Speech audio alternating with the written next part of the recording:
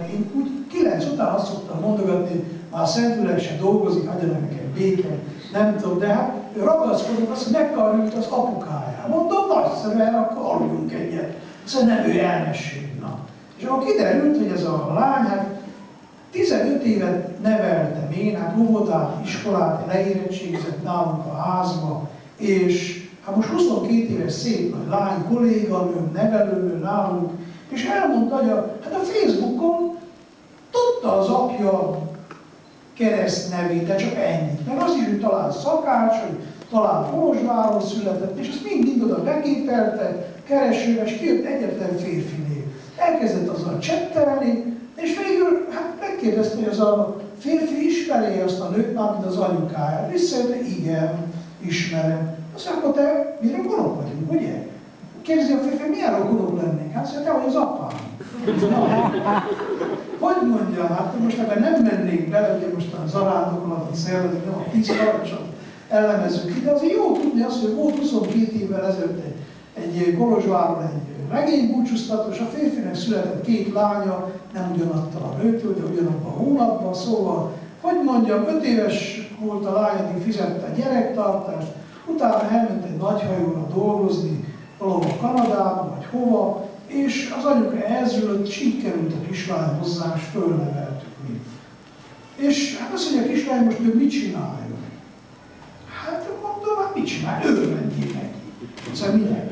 Hát mondom, te nézzek, hát úgy van, hogy valakinek a golyó hozza a gyereket, valakinek a Facebook az apukát, ilyen a világ, hát most mit lehet csinálni? Örvendjél. Nem, hát most a 20 évet, 22 évet elrontottatok az életből, aztán az nagyon pláne, hogy még az többi 50-et is ráhúzzuk a budim, nem? Hát az lenne jó, hogy valahogy újra kezdeni, talpra állni, megpótolni, ami elmaradt, meg. Ilyeneket prédikáltam neki, és most jön a zarándoklatról a történet, hát eltűnt ez a lány, kivette a szabadságot, azért elment Kolozsvárra. Hát egy hónap múlva megjelent, leégett arccal, kicserepezett szájjal, meg minden.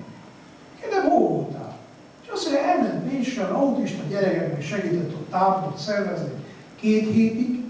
Hát persze csak zárójelben milyen kollégáim vannak nekem, hogy büszkékedek, hogy hát egy 10 fiút nevel, nálunk be kell költözni a nevelőnek, össze kell költözni a gyerekekkel, nincs keszmec, tehát nem 8 órás munka, és utána pihenésképpen szabadságon még elmegy autista gyerekeket gondozni, és azt mondja, egész tábor alatt azon gondolkozott, hogy hát ezt csak így, csak úgy nem állíthat be az apjához, hogy meg kéne köszönni az Istennek, meg egyáltalán ezt az egészet hogy tudná előkészíteni. És ha hiszik, hanem úgy döntött ez a lány, 22 éves, szép, nagy szőke lány, hogy hát ő bizony gyalog, görkorcsolyával jön az a Dévára. És több mint 2 hetet, tehát az, hát közel 400 kilométert karikázott, meg hogy mondjam, hogy kifejezni Isten iránt a szeretetét, háláját, hogy van neki apukája, nem? Hogy megköszönje ezt. Hát fel is hívtam a férjét, és el is mondtam, hogy nekem biztos eldurranna az agyam, ha valaki érte mennyit karikázna és minden, és olyan szép volt ez a férfi, eljött, hát ez egy ilyen showman, a televízióban szakácsművészetet tanított román nyelven ott a Romániában is, van vagy 2 szállodája, meg minden, és eljött, és a bocsánatkért azt mondja, hogy hát, hogy ne haragudjak rá. Hát mondom, én kérek bocsánatot tőled, mert lenyúltam. Hát tudod, milyen szép volt a lány, 12 éves, amikor első áldozás, a fehér ruhába odaállta, és azt mondja, papácsi, szép vagyok-e?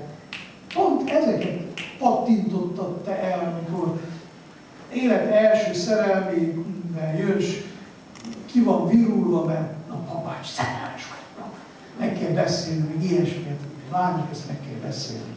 Mostan hazavitte, bemutatta a feleségének, van 3 más gyereke is, vette kis garzont ennek az Abi gyereknek, és most úgy érzem, hogy helyre került az egész dolog. Tehát én azt hiszem, hogy a zarándoklat választ tud, vagy hogy mondjam, megoldást tud adni olyasmire is, amire emberileg nincs megoldás. Tehát én nagyon jól tudtam, hogy azért 22 éven keresztül egy szem cukorkát nem kapott, egy tábla csokoládét, egy szálvirágot ez a lány nem kapott az apjától. Lenyelni, túltenni magamot, hogy tovább lépni, nehéz, nagyon nehéz. Tehát én azt mondom, hogy egy ilyen zarándoklat, akár itt ez a kicsi hegyoldalon, akár egy ilyen hosszabb, mint a Csíksomlyói, vagy komposztellai zarándokat, segíthet bennünket abban, hogy egy nagyon nehéz kérdést megoldjuk, tovább tegyük, vagy választ kapjunk rá.